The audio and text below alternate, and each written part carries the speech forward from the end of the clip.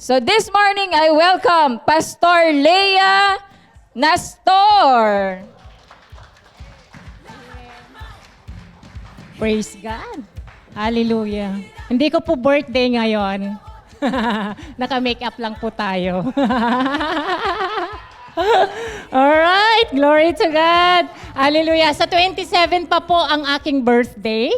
That would be the last, I think that would be Friday, last Friday of the month. Pero don't you worry, tumatanggap na po ako ng regalo. Size 40 ang aking shoes. Yeah. Alright, glory to God. Wait lang po. Praise God. Can you turn to your neighbor, sabihin mo, gumaganda ka lang. You look so gorgeous today. Hallelujah. You look handsome today. All right. Ayan. O, huwag niyong kalimutan na March 27 would be my birthday. Who can guess? Ilan na kaya ang taon ni Pastora Leah? Ayan, ha? Oh. Sige, bigyan kita ng, magtitimis tayo mamaya. Okay. Okay, so let's dive into the Word of God. But before that, I want you to watch this quick video. Amen.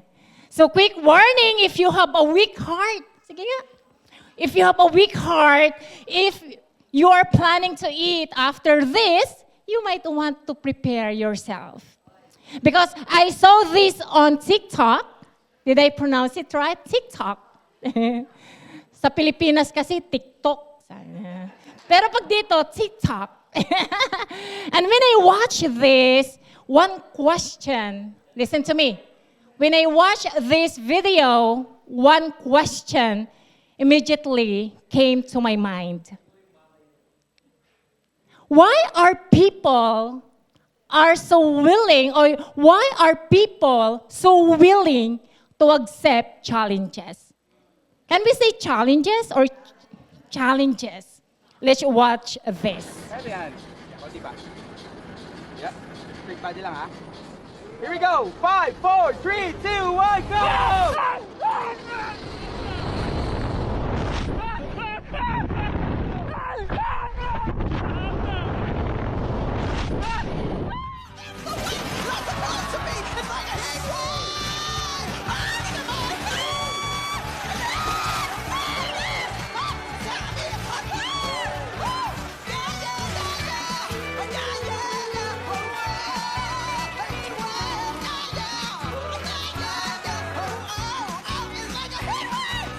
Amen. Hallelujah. Let's pray. Hallelujah. Lord, remind me, Lord God. Remind me, Lord, that without you, Lord, I can do nothing, Panginoon. Deny me to the cross, Lord God, as I share your word today. Hallelujah. In Jesus' name I pray. Amen and amen. Why are people so willing to accept challenges? That's the question. And after watching this video, we can see that many people today are willing to accept challenges. Tignan mo nga yung katabi mo. And sometimes they are even willing to risk their lives. For what?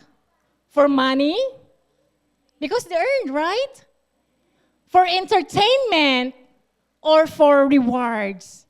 Just like what we saw on the video. And people show courage and boldness. Everybody say courage. Boldness. By doing extreme things. You know what? Walang inaatrasan. Walang inuurungan. Di ba? They're willing to risk their lives. Kaya nilang itaya ang kanilang buhay. Tama? Because they're receiving something. Like what? Like eating extreme food. Imagine, buhay na si Isib.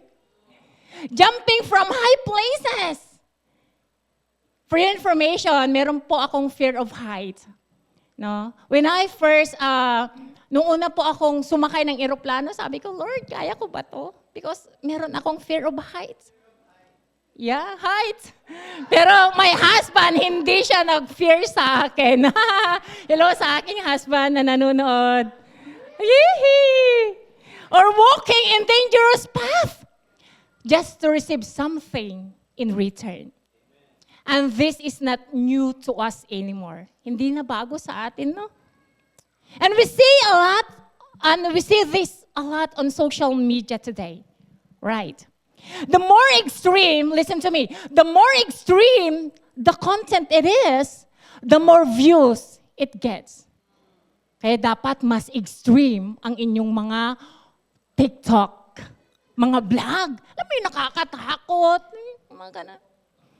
And the more views you have, the more you can earn. Sino na po ang kumikita dito ng malaki? Ate Miles. So wave your hands if you're a vlogger or a content creator. Nakaka-relate po ba kayo? Of course, the more entertaining your content is, the more people become more interested in watching your uploaded videos. Am I right?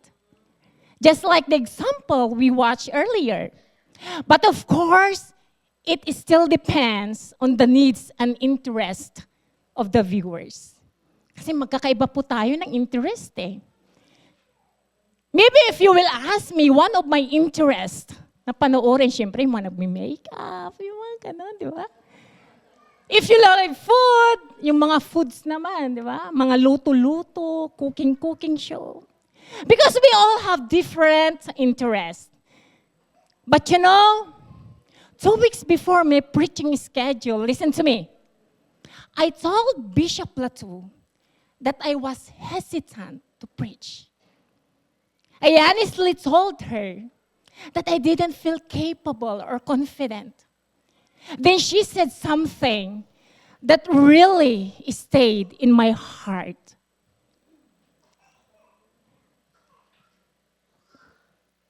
And she said, I believe that preaching is the highest calling because you become the mouthpiece of God. And I'm giving you that opportunity.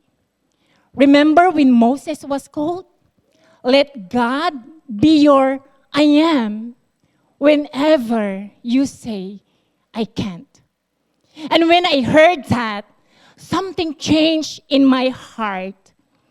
That is actually where I got the title of my message today, Pastora Latu. Let God be your I am whenever you say, I can't. Pwede ba nating ulitin? Repeat after me. Let God be your I am whenever you say, I can't. From fear to faith, I added.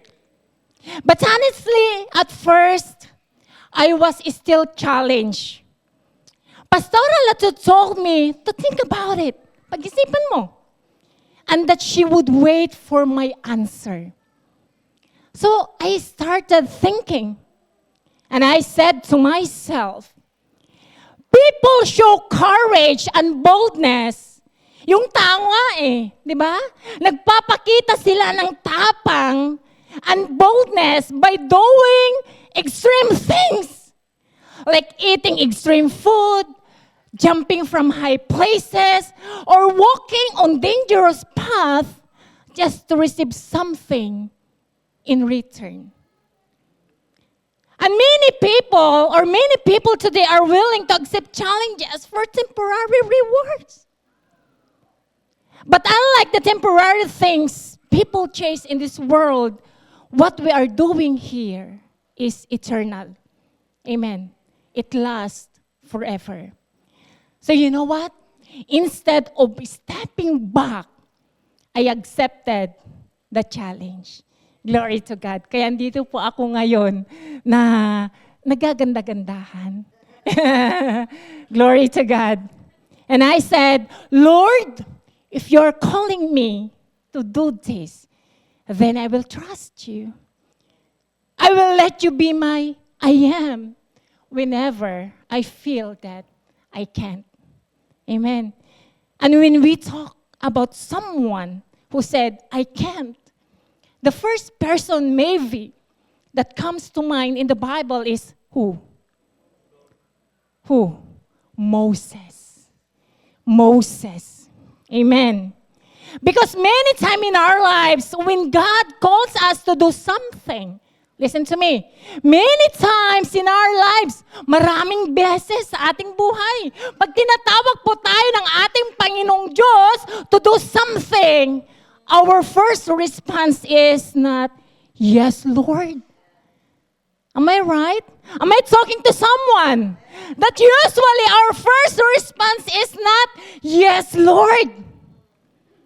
But our first response is usually, Lord, I can't.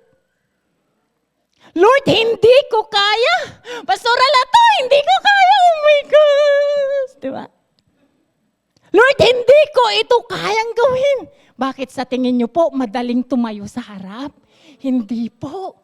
Naka-live ka pa. Oh my God. Okay. So, sometimes God calls us to serve, but we say, Lord, I can't. I'm too busy. Sige nga. And sometimes God calls us to share the gospel with someone. And maybe a friend, a co-worker, or even a family member. Parang ako lang, no? But we say, Lord, I can't. I'm shy. Yeah ako, Lord. Bayan, I don't know what to say. Amen? And sometimes God calls us to step into ministry, to lead, to teach, or to help in the church. But we say, Lord, I can't. I'm not qualified, Lord. And if we are honest today, listen to me. Maybe some of us here have said that same words to God. Ako lang po ba yun? O baka yung katabi mo? Lord, I can't. Alam mo, tinatatipik mo, yung pinupush mo na siya. But the good news is this. Our calling does not depend on our ability. It depends on who God is. I'll repeat. Our calling does not depend on our ability. It depends on who God is. And when we say, I can't, God reminds us of who He is. He says, I am. I am. Just like what happened in the life of Moses. Amen. Because God gave Moses a mission. In Exodus 3 verse 10, NIV version, God said, now go! I'm sending you to Pharaoh to bring my people, the Israelites, out of Egypt. And you know what? Moses was sent to confront Pharaoh and lead God's people out of slavery in Egypt. But how did Moses respond? Paano po tumugon? Paano sumagot si Moses? Nung siya po ay tinatawag ng ating Panginoong Diyos. In Exodus 4 verse 10, NIV version, Moses said, pardon your servant, Lord, Lord! Diba? I have never been eloquent. Hindi ako magaling magsalita, Lord. Wrong grammar pa nga eh. Diba? Kikita nyo na ata ang fear ko. Neither in the past, kahit noon pa, Lord, nor since you have spoken to your servant. I am slow of speech and tongue. Diba? May mental block ako, Lord. Pag nag-English ako, ang tigas. Or siguro, Lord, I am not good with words. Hindi ako mahusay magsalita. Diba? May mga ganun ba tayong fear? Diba? Hindi ako mahusay magsalita, katulad ni Pastora Lato. Nung ibang pastors, yung mga ibang leaders dito. O hindi ako mahusay magpahayag. Baka walang makinig sa akin. Oh my gosh. Kung tayo siguro yun, sabihin siguro natin, Lord, hindi ako magaling mag-English kasi kailangan mong mag-English dito. Di ba? Hindi ako katulad ng ibang pastor sa Heaven of Worship. Kagaling mag-English. Kikita nyo na yung fear ko. I'm not very good at speaking of English. Tama ba ako? At minsan, mali pa ang grammar ko. Sinong nakaka-relate po doon? Yung gustong-gusto mo na ang paggamit, pero dahil may fear ka, you step back. Tama po ba? Yung pronunciation mo, sinasabi mo, matigas. Parang ako lang, nagtangkad. And Moses felt unqualified. He doubted himself. He was not confident. Diba? Have you come to a point that you doubted yourself also? Amen? But seriously speaking, just like Moses, I also feel nervous. Sometimes I feel like I'm not capable.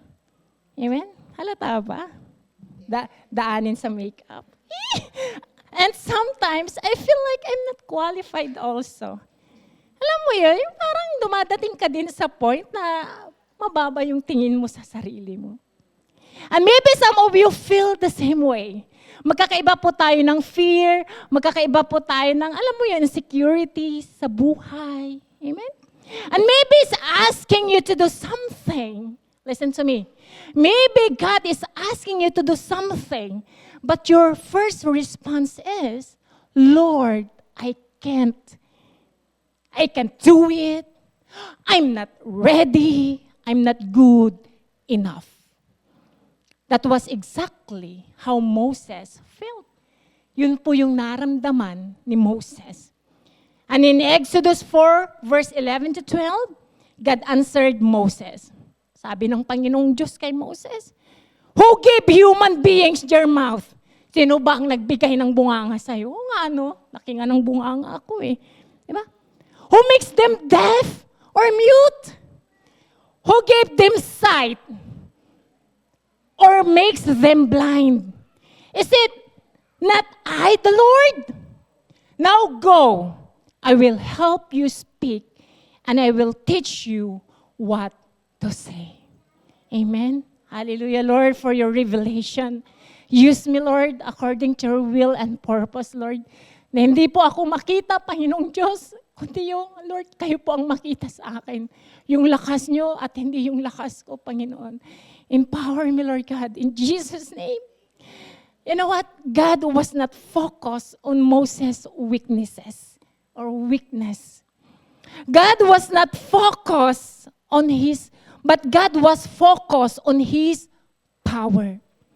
So when Moses said, Lord, I can't, God replied, Moses, I am.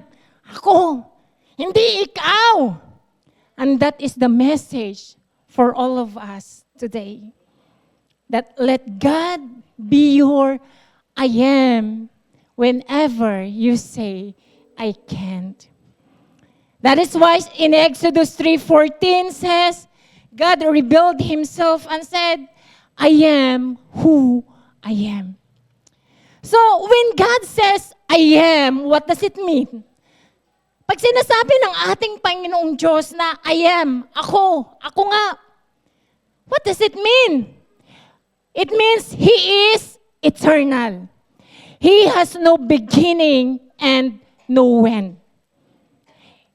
It also means He is self-sufficient and everything we need because He depends on no one. So when Moses said, I can't, God reminded him, I am who I am. Because God is sufficient, God is everything we need, and it has never been about us. It has always been about God. Amen. Can I hear amen here? Am I talking to someone? And this is why I want to focus us on 3 important truths from Moses' calling that we can apply in our own lives. I will repeat. 3 important three truths will help us, or 3 important truths from Moses' calling that we can apply in our own lives. Ayan. Thank you po, Pastora. Amen. And these 3 truths will help us move from fear to faith. From saying, I can't, to trusting that God is enough. So, let us look at these 3 truths together. Number 1, God calls even when we feel, yun na yung sinasabi ko sa inyo eh. God calls even when we feel unqualified. Oh, tama ako. Thank you, Lord. When we feel unqualified. Amen? Amen? Listen, in Jeremiah 1 verse 5, ESV version, sabi po doon, before I formed you in the womb, I knew you.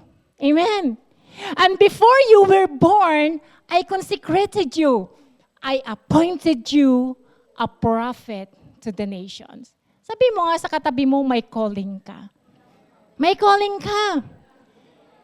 You are qualified. Bago ka nilabas, di ba?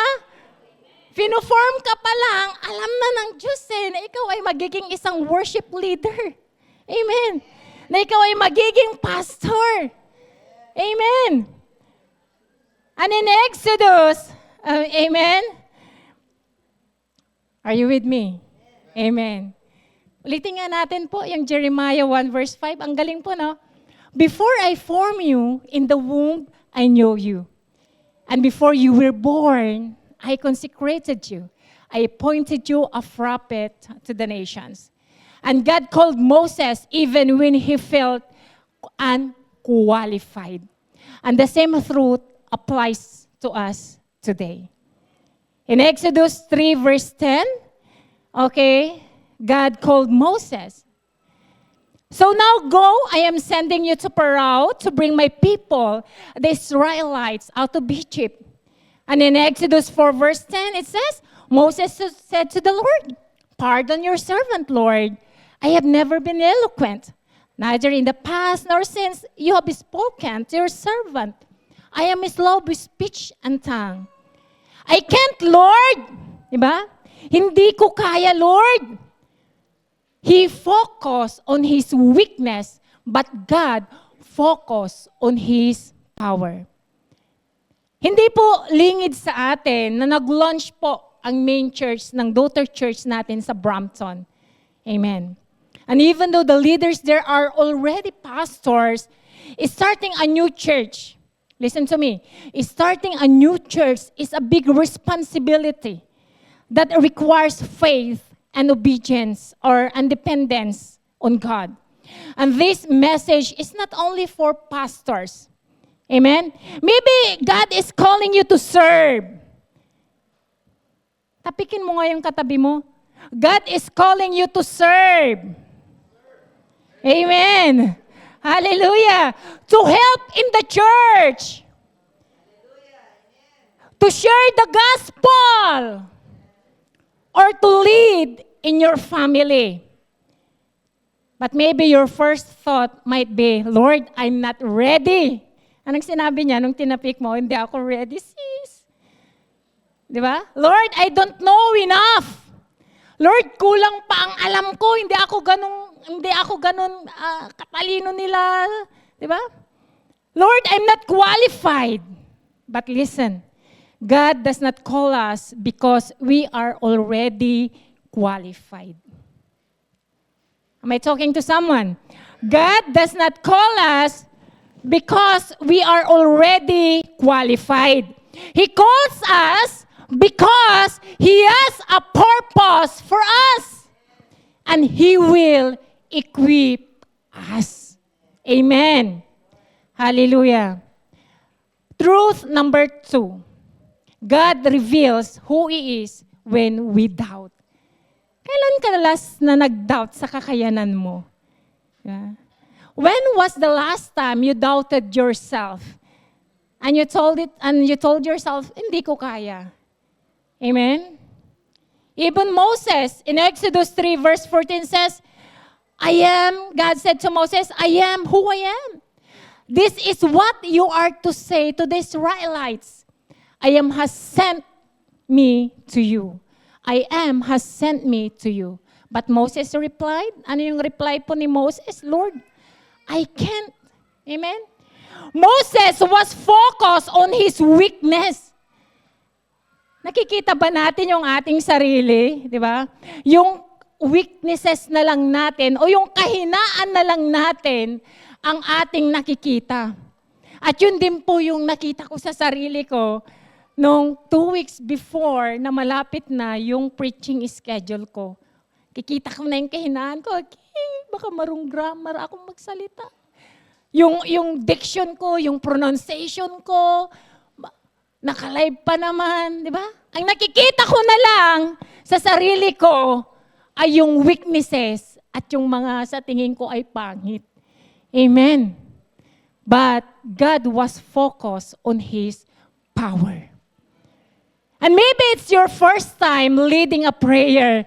Ayan, saludo ako kay Sis Joanne when we had our online Bible fellowship last Friday. And when I assigned her on the spot to lead us in opening prayer and knowing that it is her first time, right?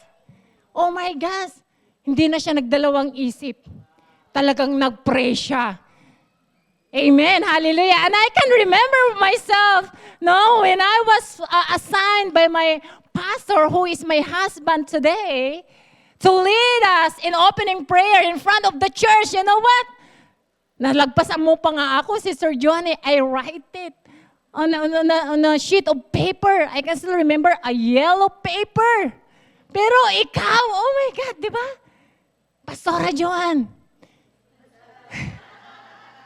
Hallelujah. Praise the Lord.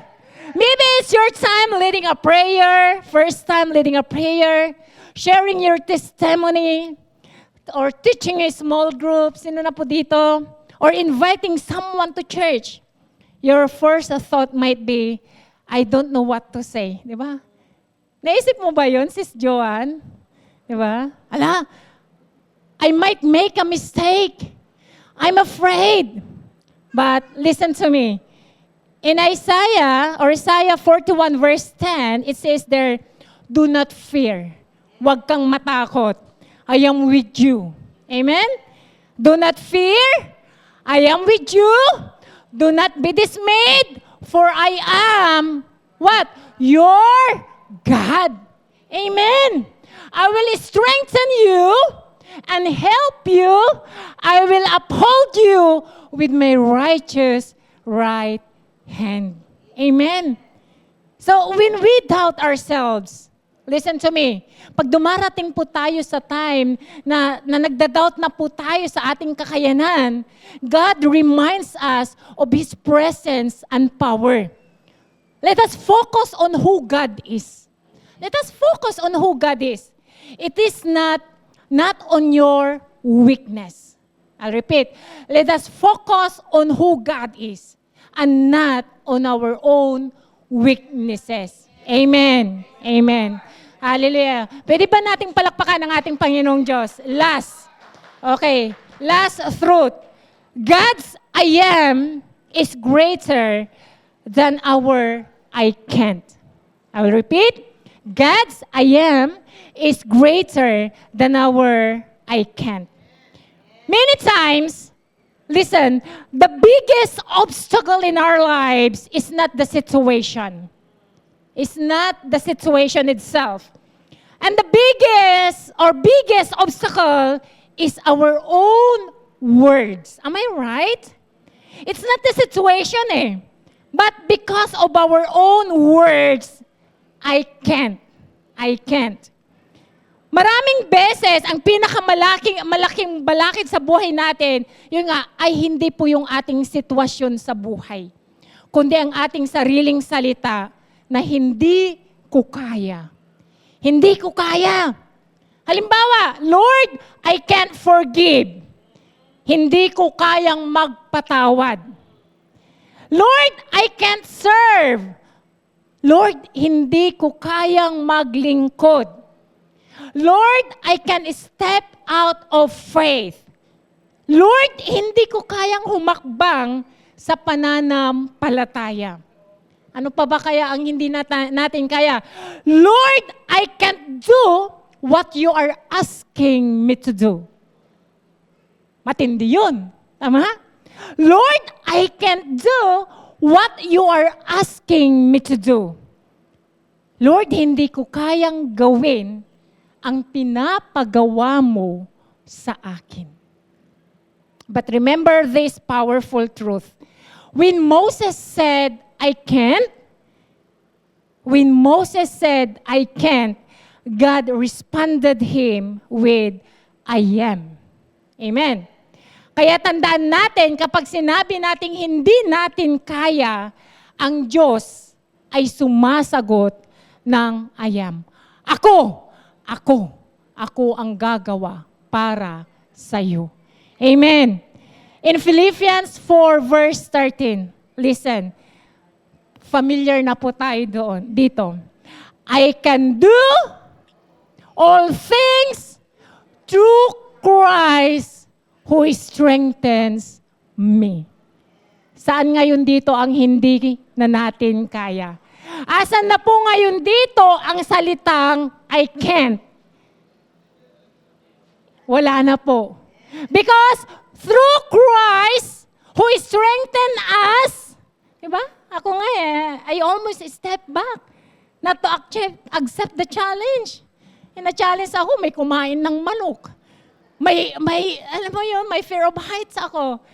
Yung last po na napanood po natin, that is a killer video, okay? Diba? Habang kumakanta ka, huwag kang hihinto. Diba? Lalagyan ka nila ng lalagyan ng kung ano-ano doon. Ayan. So, tinatanggap nila yung challenge. Ako yung challenge dito, diba? Ang i-challenge tayo na tayo ay magpatuloy sa pagsiserve sa ating Panginoong Diyos. Diba? Mouthpiece tayo ng ating Panginoong Diyos. Bakit ako aatras? That's why God reminded me with this. Philippians 4 verse 13. I can do all things through Christ who strengthens me. Another thing, in 2 Corinthians 12 verse 9, my grace is sufficient for you. For my power is made perfect in weakness. Ang nakikita po ay ang ating Panginoong Diyos. Amen. Can I ask now the music team? Amen. You know what? Your weakness does not disqualify you. Amen. Your weakness or our weakness does not disqualify us. Because in fact, our weakness is often the place where God's power is revealed the most. So when you say, I can't, remember this truth. God's I am is greater than our I can't. And when we trust Him, we will discover that through Him, we can do more than we can ever imagine. Amen. So before we pray, I want you to think about this. Can we all stand now? Amen. Hallelujah. What is your I can't in life? Anong bagay sa buhay mo na sinasabi mong, Panginoon, or Lord, hindi ko po kaya? I want you to think of this. What is your I can't? Yung paggising mo, lagi mo lang sinasabi, I can't. Di ba? Naririnig mo yung calling ng ating Panginoong Diyos. But you are always saying, Lord, I can't. Anong bagay po sa buhay mo na lagi mong sinasabing, I can't? Maybe you are saying, Lord, I can't forgive. Hindi ko makakalimutan, Lord. Yung kanyang ginawa, hindi ko kayang magpatawad, Lord. Hindi ko kaya, Lord. Lord, I can serve. Hindi ko kayang mag-serve, Lord. Kulang pa ako ng kakayanan, Lord. Hindi ako ganun katalino sa kanila. Hindi ako ganun kagaling magsalita, Lord. I can't, Lord. Lord, I can step out in faith. Or Lord, I can't do what you're asking me to do. Lord, busy ako, Lord. Hindi ko kayang iwanan to, Lord. I can't, Lord. But today, God is reminding us, your I can't is not the end of the story. Your I can't is not the end of the story. Ang hindi ko kaya ay hindi pa ito ang katapusan ng iyong kwento. Because when you say, I can't, God says, Ako nga.